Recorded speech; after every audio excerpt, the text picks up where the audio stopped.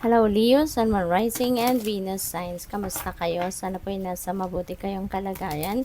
Welcome back po sa Star Tarot. Kung bago kayo rito, welcome din kayo. Thank you for your support. I truly appreciate it. God bless you all.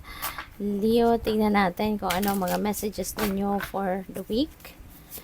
Pauna mensahe ninyo, the Mother Star. Ayan. So, this is a yes card, no? So, probably, ang iba sa inyo dito nagtatanong or baka may dasal kayo and you're asking for confirmation. Maybe you're asking for advice or clarification, ano? Pwedeng ganon sa kung ano man ang inyong decision na ginawa. So, this could be the answer, no, sa inyo na it could be a yes, diba? So, maaaring yan ang kasagutan sa iyo na dapat yes ang maaring katanungan mo yan na yes ang sagot sa inyo ng Divine Universe, no? Maaring go signal yan para sa'yo. Baka kung anong tinatanong ninyo, kung okay ba, tama ba yung decision ninyo, tama ba yung naisip ninyo, tama ba yung idea ninyo. So, this could be the answers to that. We have Six of Pentacles. Ayan. So, this is giving and receiving, no? So, this is the energy of giving and receiving. Maaari ang iba sa inyo rito is going to receive something as well from other people.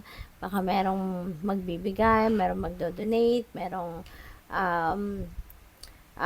magpapautang whatsoever, you know, and nasa receiving end din naman kayo, no? So, alalahanin ninyo na you are also entitled to receive, no? Entitled to receive the blessings from the divine through other people. You are also entitled to receive help from other people. Kaya, buksan ninyo ang inyong mga kamay, buksan ninyo ang inyong sarili para sa pagtanggap ng mga biyayang ito. Okay? Kasi hindi sa lahat ng oras, no, hindi kayo lang ang magbibigay. Hindi sa lahat ng oras, kayo lang ang magdo-donate, no? You also have the time or you also have the opportunity, no, na kayo naman ang magtanggap, no, kayo naman ang mag-welcome ng mga biyaya from other people. We have 7 of Cups. Ayan. So, may mga choices dito na kailangan kayong pagpilian. May mga choices dito na kailangang i-pinpoint ninyo. Diba? Kung alin talaga dito yung gusto ninyo. Maaari din na ito yung hinihingi ninyong guidance, no, sa Divine Universe. Na tama ba? Diba? Tama bang naiisip ko? Ito ba yung para sa akin? Is this the best for me? Yung ganon, no? So, what else? We have 6 of Wands. Ayan. So, may synchronicity tayo rito, no? We have 6 of Pentacles, so we have 6 of Wands. So, meron tayong dalawang 6s.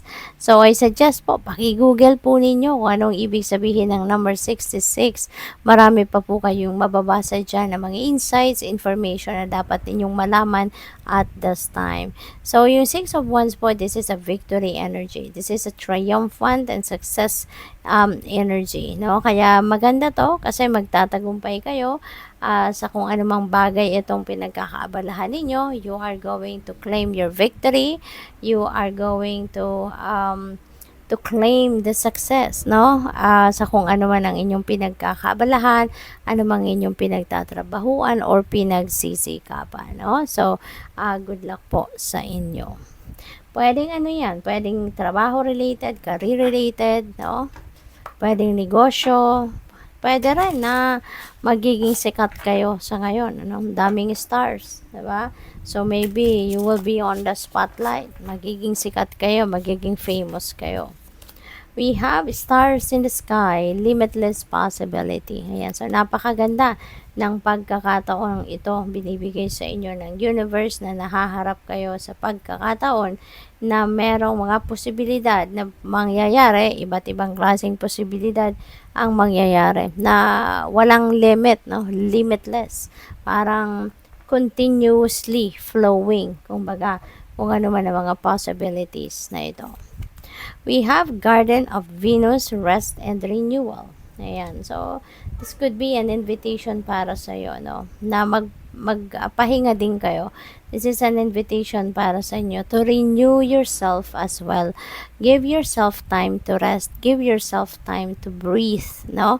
At Kailangan din ninyo yan para nang sa gayon you will you are always renewed, you are always rested, nasa sentro kayo lagi para nang sa gayon mabalanse ang lahat, no? Wala kayong nani-neglect, wala kayong napapabayaan, 'di ba? At saka yung pakiramdam ninyo will be in good in good shape kayo, no? What else?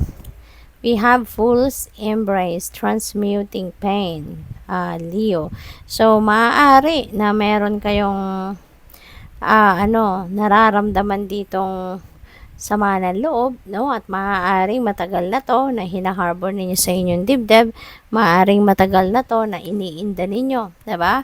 Nagtatampo kayo, may galit kayo, resentments, ng ganon.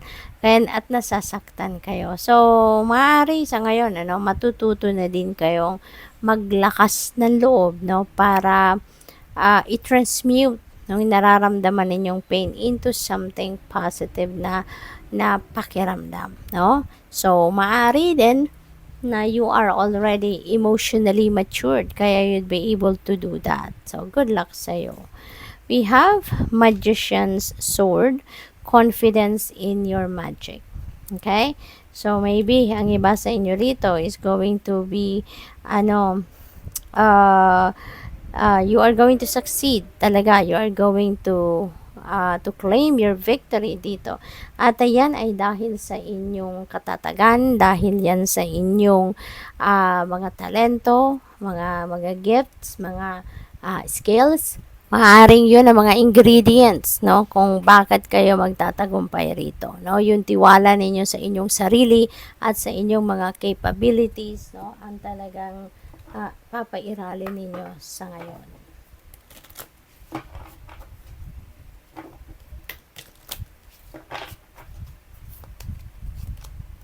So, we have harmony. Okay? So, maybe sa mga relationships ninyo, this is really good kasi finally, magkakaroon na din siguro kayo ng harmonious relationship with other people. No? So, maaari sa ngayon, you are going to claim that harmony.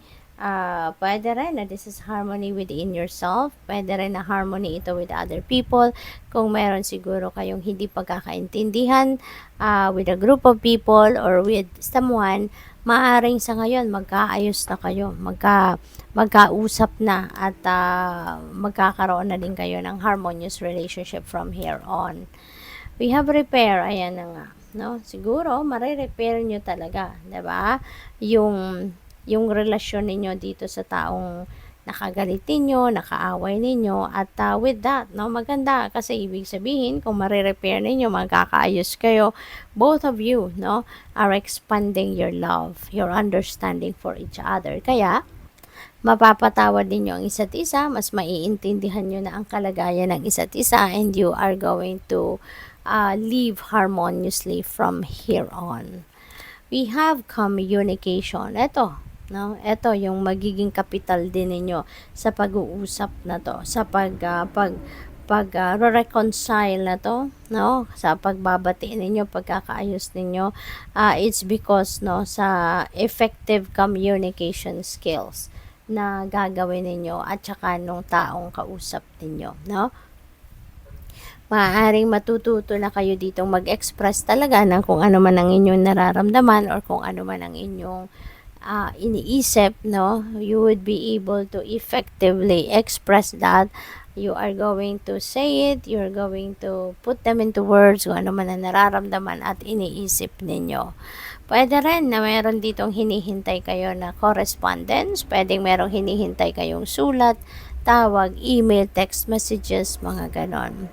We have clarity, no? So, pwede na yung communication na to, yung correspondence na paparating sa inyo, maaaring ito yung magiging susi para malinawan ang inyong kaisipan. Maaaring yan ay makatulong dito sa pag-repair ninyo ng inyong relationship. So, good luck. Thank you for watching. Love and light. Namaste.